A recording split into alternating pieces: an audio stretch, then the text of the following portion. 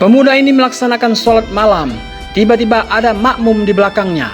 Makmum itu ternyata adalah ayahnya. Saat salam, si pemuda terkejut bukan kepalang. Ia tak menyangka ayahnya datang dan menjadi makmum di belakangnya. Ia terperanjat sekaligus bergegas mendekati ayahnya.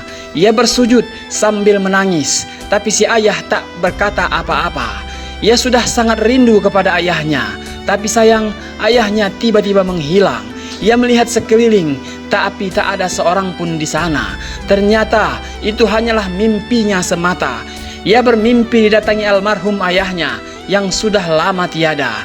Ia menghela nafas, lalu melihat foto lawas yang tertempel di dinding. Ia mengambil foto itu, lalu memeluknya, seraya membayangkan memeluk ayah tercintanya.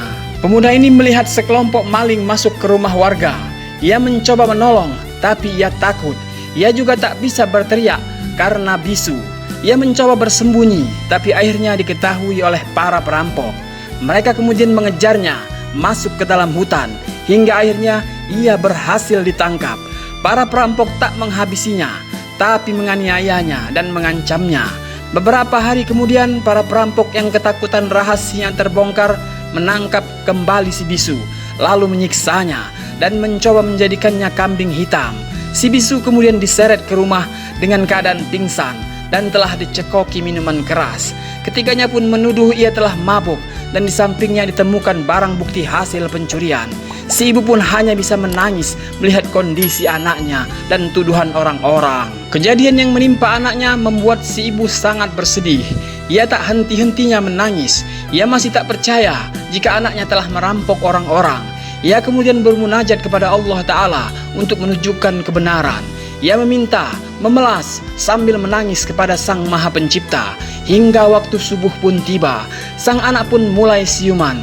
Ia mencoba membangunkan ibunya, tapi ajal berkata lain. Si ibu sudah tak bangun lagi. Malaikat telah mencabut nyawanya. Ia meninggal dunia di dalam sholatnya. Sang anak pun hanya bisa menangis sambil memeluk tubuh ibunya yang sudah kaku. Ia belum sempat berbakti kepada orang yang telah melahirkannya. Tapi Allah ternyata lebih sayang. Allah memanggil ibunya lebih dulu. Ia pun kemudian mencoba untuk menyolatkan ibunya untuk terakhir kalinya sebagai baktinya kepada sang ibu. Tapi sayang, kekurangannya tak memperbolehkannya untuk menjadi imam. Ia pun hanya bisa pasrah dengan keadaan itu. Dan akhirnya ia rela menyolatkan ibunya dengan berdiri di belakang sang imam.